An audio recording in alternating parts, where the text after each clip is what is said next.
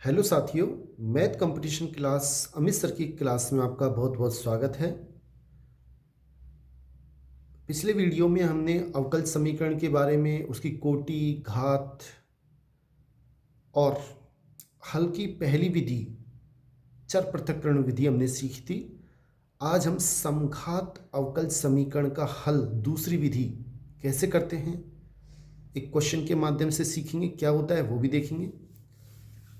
साथियों, पहले हमने सीखी थी चर पृथक्करण विधि। उसमें क्या सीखा, एक तरफ x एक तरफ y कर दो, दोनों तरफ समाकलन कर दो, अवकल समीकरण का हल आ जाएगा। आज क्वेश्चन इस प्रकार है जो कि सेकंड ग्रेड 2010 में आया भी है कि इसका हल ज्ञात करना है। आपको क्या करना है, दिमाग में वही बात लेके आनी है कि हम तो चर पृथक्करण विधि से करेंगे, नहीं होगा तो अगली विधि देखेंगे। अब इसको अगर हम देखें तो x square plus y square d x बराबर कितना आएगा, 2xy। साथियों, आप देख रहे हैं क्वेश्चन को, इसमें आप कितना ही प्रयास कर लें, एक तरफ x एक तरफ y नहीं कर सकते क्योंकि ये जुड़ा हुआ है दोनों, x square plus y square. तो ऐसी स्थिति में हम अगली विधि, दूसरी विधि दिमाग में लेके आएंगे और उसका नाम है समघात अवकल समीकरण। इसमें क्या होता है, चर की घात, प्रत्येक पद में चर की घात समान घात होगी। जैसे इसमें देखें, इसमें भी दो घात है चर की, इसमें भी दो घात है, इसमें भी दो घात हैं, एक और एक, दो। इसका मतलब ये जो अवकल समीकरण है वो समघात अवकल समीकरण है। और इसका हल कैसे निकाला जाता है, अब आप देखें। सबसे पहले आप dy बाई डी एक्स ज्ञात कर लें। dy बाई डी एक्स का मान कितना आएगा, जो dx के साथ है वो ऊपर लिख दो और जो dy के साथ है उसे नीचे लिख दो। एक बार आप चेक भी कर सकते हैं कि मैंने सही लिखा है गलत। इसको इससे गुणा करेंगे, इसको इससे गुणा करेंगे, ये आ जाएगा बराबर, इसको इससे गुणा करेंगे, ये आ जाएगा। इसको आप समीकरण 1 मानेंगे, हमेशा याद रखेंगे। अब उसके बाद हमेशा आपको क्या करना है, मानना है। क्या मानना है, y बराबर वी एक्स। समीकरण 2। अब मैंने क्या किया, differential with respect to x, यानी कि y का अगर अवकलन करें x के सापेक्ष तो dy बाई डी एक्स का मान क्या आएगा, v को छोड़ दिया और x का अवकलन 1 प्लस, अब की बार x को छोड़ दिया, v का अवकलन dv by D x. v चर है तो dy बाई डी एक्स का मान कितना आ गया, v plus x dv upon dx। ये समीकरण आ गई 3। अब क्या करेंगे, समीकरण 2 और समीकरण 3 से मान हम समीकरण 1 में रखेंगे। देखते हैं कैसे रखते हैं। ये साथियों मैंने समीकरण में मान रख दिया, dy बाई डी एक्स के स्थान पर रख दिया v plus x dv upon dx बराबर x square as it is plus y square था, उसके स्थान पे आ जाएगा वी स्क्वायर एक्स स्क्वायर बटा 2x इंटू वी एक्स। अब हम क्या करेंगे, एक तरफ v और एक तरफ x करेंगे, वही चर पृथक्करण विधि काम में आएगी और अब हो जाएंगे। देखते हैं कैसे। आप देखें, x dv अपॉन dx, इसका मान कितना हो जाएगा, इस v को उधर लेके आए, माइनस का हो जाएगा। ऊपर से एक्स स्क्वायर कॉमन लेंगे, इस एक्स स्क्वायर से कट जाएगा, ऊपर बचेगा 1 प्लस वी स्क्वायर बटा 2v, और प्लस का v जब इधर जाएगा तो माइनस का v हो जाएगा। इसके नीचे कुछ नहीं है, मैं 1 लगा दूं और लघुत्तम ले लूं 2v। जब 2v लघुत्तम लेंगे तो ऊपर आएगा 1 plus v square minus 2v square. इसका मान कितना आएगा, 1 माइनस वी स्क्वायर बटा 2v। ये आ गया अपने पास x dv अपॉन dx का मान। अब क्या करेंगे, आप हमेशा उल्टा करेंगे, dx ऊपर लिख दिया और x dv नीचे। इसको ऊपर लिखें 2v, नीचे आएगा 1 माइनस वी स्क्वायर। इस dv को इधर ले जाएं तो dx अपॉन x बराबर 2v upon 1 minus we square, और ये आ गया dv। अब आप ध्यान से देखें, एक तरफ x है और एक तरफ v है, बिल्कुल अलग अलग हो गए, चर पृथक हो गए। अब हम समाकलन कर देते हैं। समाकलन से पहले अगर आप थोड़ा सा इसको ठीक कर लें तो और अच्छा रहेगा। मैंने क्या किया, माइनस तो यहाँ लगा दिया और -2v/1 - v स्क्वायर और dv, और दोनों तरफ समाकलन कर दिया। ऐसा क्यों किया? क्योंकि नीचे वाले का अवकलन ऊपर है, 1 का अवकलन 0 माइनस यूँ क्यों, v स्क्वायर का 2v, तो नीचे वाले का जो अवकलन ऊपर है तो इसका हो जाएगा log x बराबर माइनस log नीचे वाला। अगर नीचे वाले का अवकलन ऊपर हो तो हमेशा समाकलन क्या होगा, log नीचे वाला और प्लस log c। अब जब इसको इधर लेके आएंगे तो ये प्लस का हो जाएगा और log m plus log n होके x 1 - v स्क्वायर बराबर c आ जाएगा। फिर समझ लें, जब ये इधर आएगा तो प्लस का हो जाएगा log x प्लस log ये, तो log m इंटू n के नियम से log mn, इधर ये बराबर log c, log हटा दिया, ये आ गया। अब आपको क्या करना है, अब आपको v का मान वापस रखना है। v का मान क्या था, x 1 - y square upon x square is equal to c, क्योंकि v हमने माना था, y बराबर vx माना था, तो v का मान क्या हो गया, y अपॉन x। तो v स्क्वायर का मान क्या हो जाएगा, y square upon x square. अब इसमें जब x स्क्वायर लघुत्तम लेंगे यहाँ पे तो एक x से एक x कट जाएगा, तो क्या आएगा यहाँ पे, x स्क्वायर लघुत्तम लेंगे तो x square minus y square बराबर cx, ये हमारा आंसर है। फिर सुने कैसे, देखो इसमें x स्क्वायर लघुत्तम लोगे आप, एक x से एक x कट जाएगा, एक x मैंने इधर भेज दिया, आंसर क्या आएगा, x square minus y square, यानी कि हमारा फर्स्ट आंसर बिल्कुल ठीक है, क्योंकि फर्स्ट आंसर में क्या दे रखा है, ए ऑप्शन में x स्क्वायर, इसको इधर ले रखा है minus cx minus y square बराबर 0। ये ऑप्शन हमारा बिल्कुल ठीक है। एक बार चेक कर लें ऑप्शन को।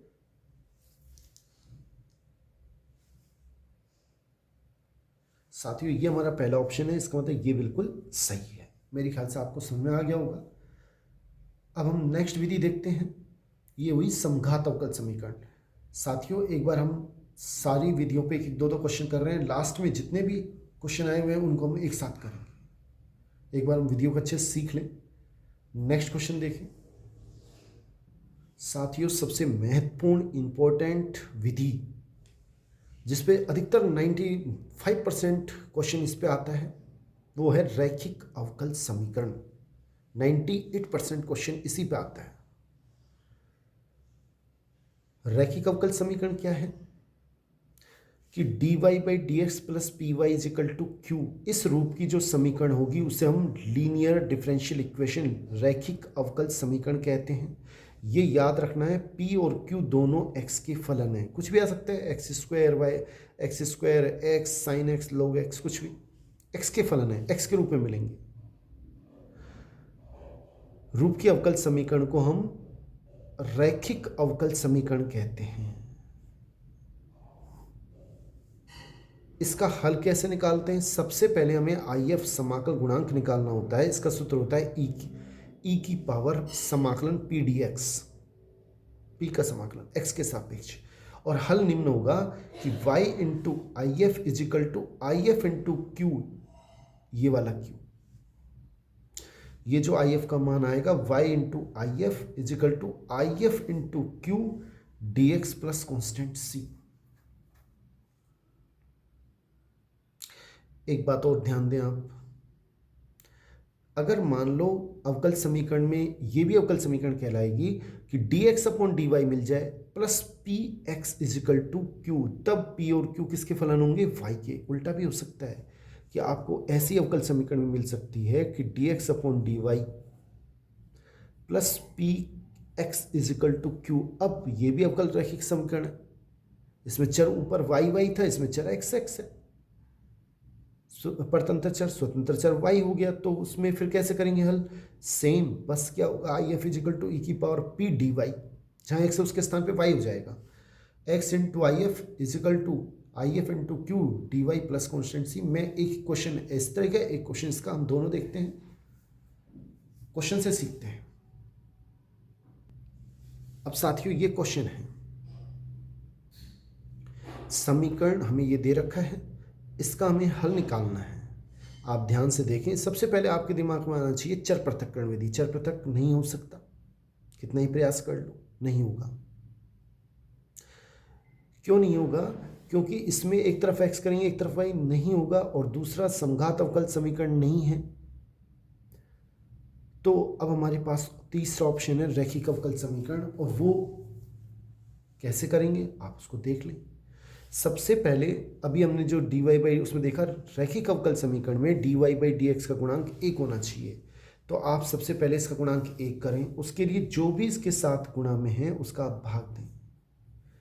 तो 1/x log x y, और जब इसमें भाग देंगे, पूरी समीकरण में भाग देना पड़ेगा x log x का। इसमें देंगे तो ये तो हट जाएगा, इसमें देंगे तो नीचे आ जाएगा, इसमें देंगे तो log x कट जाएगा, 1/x बचेगा। अब ये तुलना करें, dy by dx plus p y is equal to q. तो p का मान तो हो गया 1/x log x, और q का मान हो गया 1/x। सबसे पहले आप IF याद करेंगे, मैंने भी बताया था समाकल गुणांक, इंटीग्रेटिंग फैक्टर, इसका फॉर्मूला होता है e की पावर pdx, यानी कि e की पावर 1/x log x और dx। इसे कैसे हल करते हैं देखो अभी अगले पन्ने पर। साथियों ये हमारा IF आया था, ये हमने देखा था। अब इसे हम कैसे हल करेंगे आप देख लें। e की पावर में इसे ऐसे लिख सकता हूँ 1/x बटा log x और dx। बात तो वही है, वही 1/x नीचे है। ऐसे क्यों किया आपने? क्योंकि अब अगर ध्यान से देखें तो नीचे वाले का अवकलन ऊपर है, log x का अवकलन 1/x। अभी मैंने बताया था अगर नीचे वाले का अवकलन ऊपर हो तो उसका समाकलन हम क्या लिखेंगे, इसका समाकलन लिख दें log लिख के, और log नीचे वाला क्या है log x। फिर सुने, e की पावर नीचे वाले का अवकलन ऊपर है, log x का 1/x, तो क्या आएगा log नीचे वाला। ठीक है, और आपको एक सूत्र पता होगा, e की पावर log x का मान x होता है, e की पावर log आए तो दोनों हट जाते हैं, जो आएगा वो आंसर। तो इसमें log x बचेगा, ये दोनों हट जाएंगे log x। ये हमारे पास आ गया IF, इंटीग्रेटिंग फैक्टर, समाकलन गुणांक। मेरी ख्याल समझ में आ गया होगा। अब हल क्या होगा? हल मैंने भी बताया था, सूत्र क्या होता है y इंटू IF और IF इंटू क्यू और dx plus constant c। y into IF का मान कितना है log x। फिर देखें IF का मान कितना है log x, और इसका मान 1/x dx plus constant c। यहां तक मेरे ख्याल से आपको समझ में आ गया होगा। अब इसको आगे कैसे हल करेंगे आप देख लें। साथियों दो फॉर्मूले होते हैं, अगर उससे काम में लें तो उससे भी हो जाएगा, और या फिर इसमें log x को आप t मान लें। अगर इसमें log x को t माने तो 1/x dx का मान क्या हो जाएगा dt। तो y इंटू log x बराबर कितना आ गया, ये तो हो गया t, और ये हो गया पूरा dt plus constant c। y log x बराबर इसका होता है t² और प्लस कॉन्स्टेंट c। दो हम लघुत्तम ले लें तो दो इधर आ जाएगा 2y log x। अब हमें आंसर के अनुसार सेट करना होगा। t का मान रख दें log x उसका whole square plus c dash, दो इससे जाएगा कांस्टेंट 2c, c डैश नया चर लिख दिया, कोई दिक्कत नहीं, लिख सकते हैं। और ये हमारा आंसर आ गया। बस इसमें दो को ऊपर ले रखा है ऑप्शन में कि y log x का होल स्क्वायर, log m की घात n, तो n ऊपर जाता है और घात ऊपर हो तो आगे भी आ जाता है। इजिकल टू log x का होल स्क्वायर और प्लस सी डैश या सी, ये हमारा ऑप्शन है, आंसर है। इसका मतलब हमारा सी ऑप्शन बिल्कुल सही है।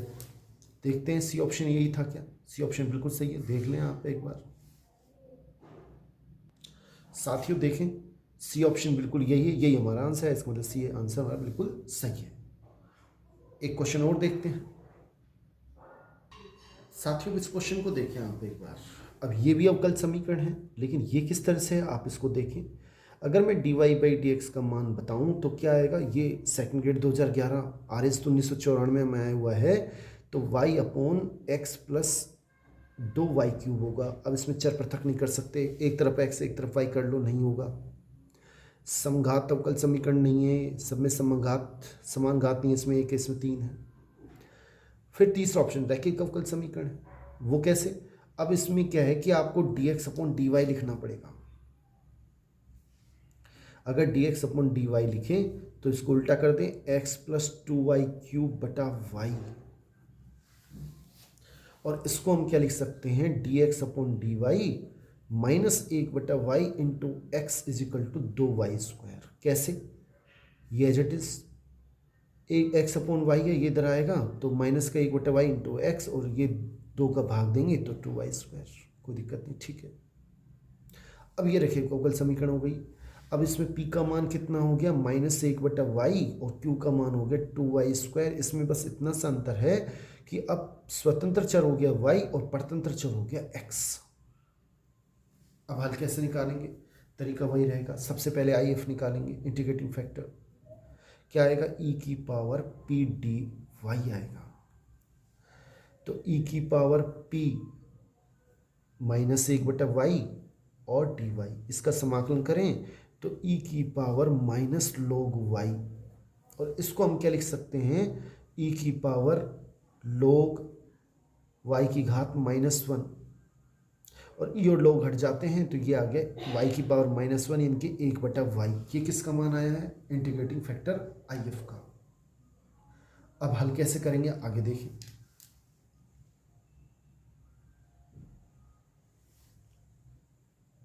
साथियों आपको मैंने फॉर्मूला बताया था। फॉर्मूला क्या है हमारा? कि x y इंटू IF, अब क्या होगा? x इंटू IF, और IF इंटू Q, और dx के स्थान पे dy प्लस कॉन्स्टेंट c। जहाँ x था वहाँ y लिख दिया, जहाँ y था उसके स्थान पे x लिख दिया। IF का मान 1 बटा वाई, और IF का मान 1 बटा वाई, और Q का मान 2y स्क्वायर, और dy plus constant c। x इंटू 1 अपॉन वाई, एक y से एक y कट गया, कितना आएगा? 2y dy plus constant c। यहाँ से देखें तो x upon 1 y is equal to y square आएगा, क्योंकि इसका समाकलन वाई स्क्वायर अपॉन 2 से 2 कट जाएगा, प्लस कॉन्स्टेंट c।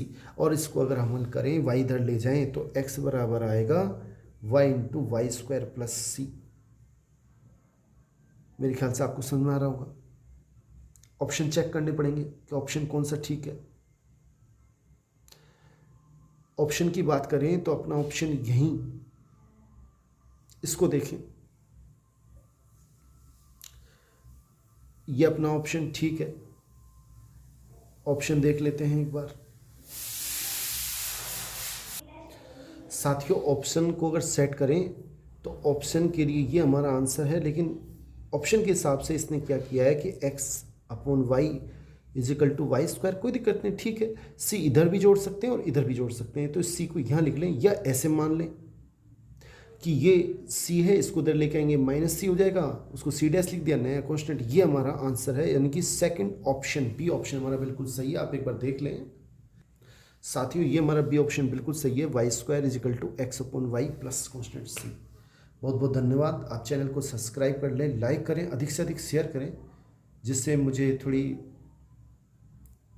मोटिवेशनल मिले सब्सक्राइब होने से, और मैं आपके लिए अच्छे अच्छे वीडियो बना सकूं। बहुत बहुत धन्यवाद। थैंक्स।